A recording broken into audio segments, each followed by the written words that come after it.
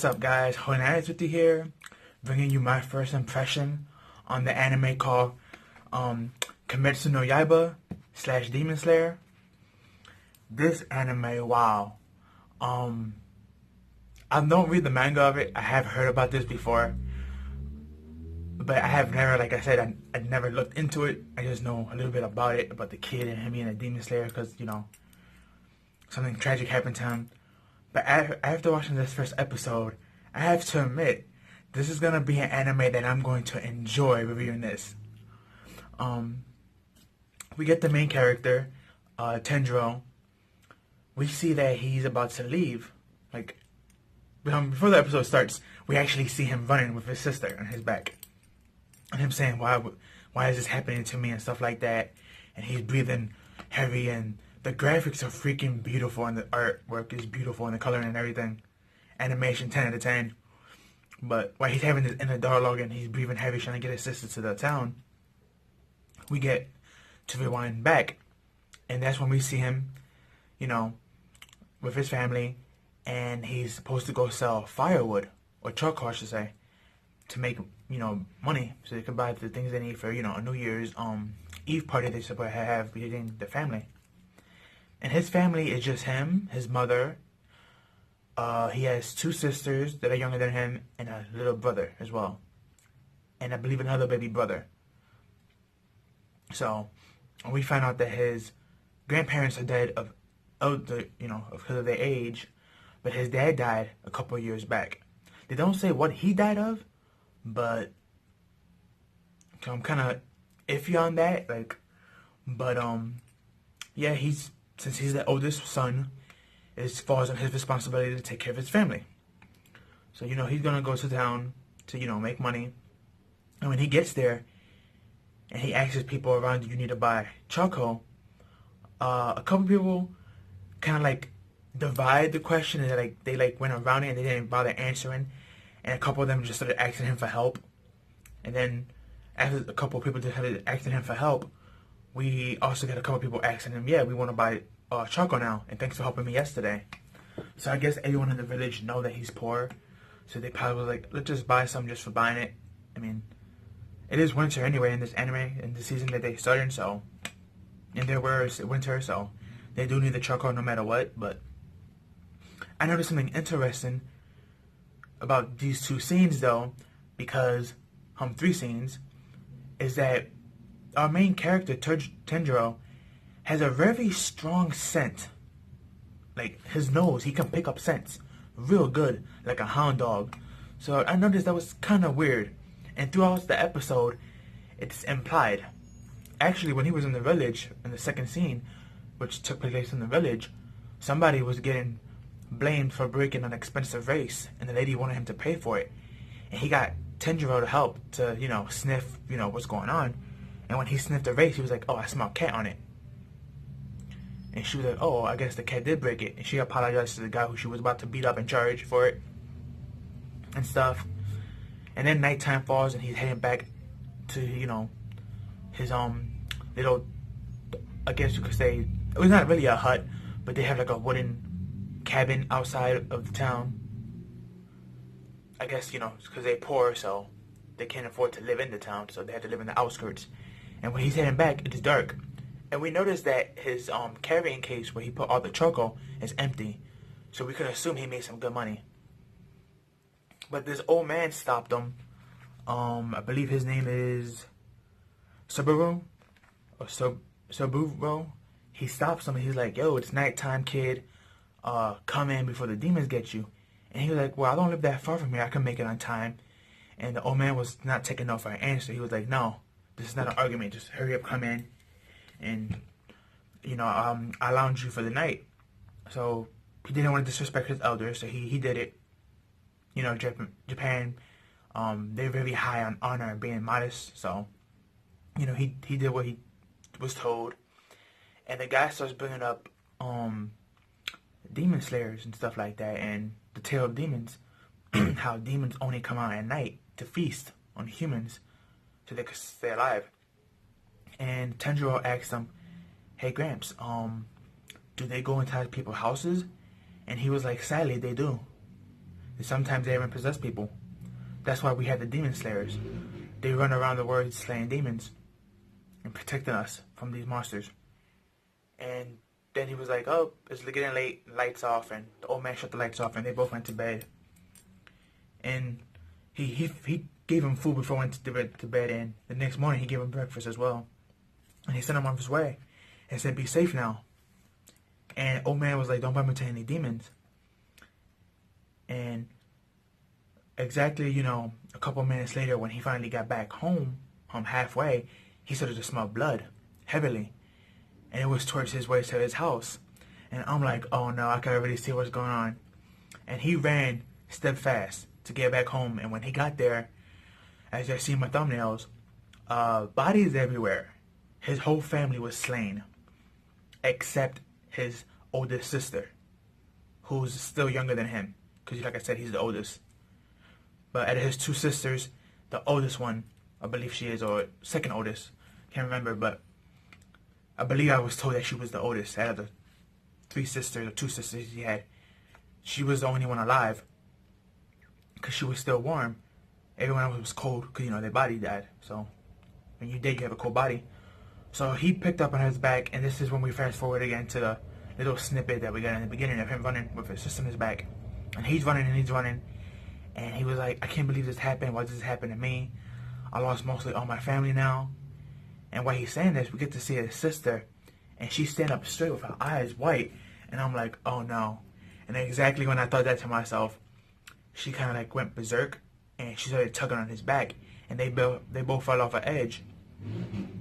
And when they hit the ground, it's weird because she was still on his back.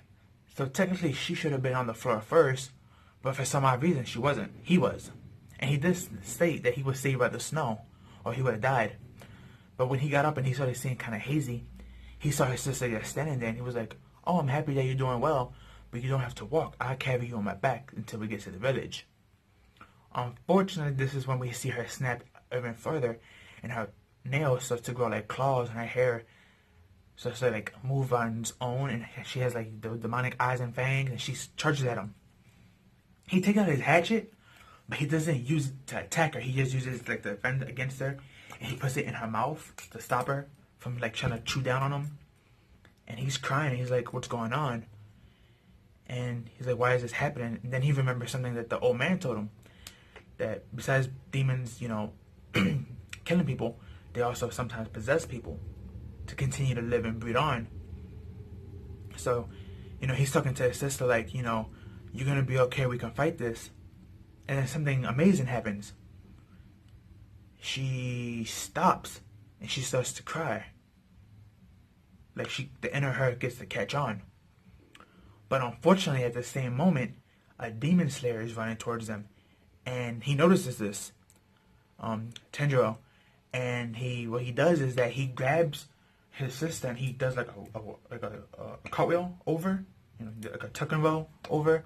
So the swordsman missed, but he was about to hit a devastating blow on her back of her head. And then this demon slayer, which we don't get his name, so I'm just gonna call him Demon Slayer. This demon slayer, he asks, "What are you doing?" And he's like, "This is my little sister." And he starts to explain the situation, and he's like, "Really, you call that thing your sister?" And he went to run up to Demon Slayer ran up to Tenjiro to like, in his perspective, to go for a slash. So what he does is he ducks with his sister under his belly to, use his body as a shield. Unfortunately, his perspective was actually wrong, and that's not actually what the Demon Slayer did. The Demon Slayer just actually went up and stole his sister from his hands. And we have them talking back and forth, and he's like begging him not to, and Demon Slayer calling him out saying, "You a coward. When you took out your hatchet, you could have done something to stop her, or why are you crying," and stuff like that. And like, he's talking down on him, but when he monologues to himself, the Demon Slayer, we realize that he's not really a bad person. He is trying to make Tenjiro realize the situation that he's in and how dire it is, and why he has to do what he has to do with killing his sister. And he feels bad for like, what he's doing, but this is his job. So he stabs his sister in the heart, like not in the heart, but he just like a little, like it's close to the heart. and he just stabs her, and this gets him upset. So he throws a rock, and of course the swordsman, which is the demon slayer, he blocks it. But Tanjiro actually saw something very smart. After he threw that first rock, he started running around him like in a circle, and he threw another rock. And then he went up to him to charge him with the cleaver that he had, but the swordsman just one-shotted him with the back of the hilt sword. But then he realized that he didn't have his weapon in his hand, and he's like, "Where your weapon?"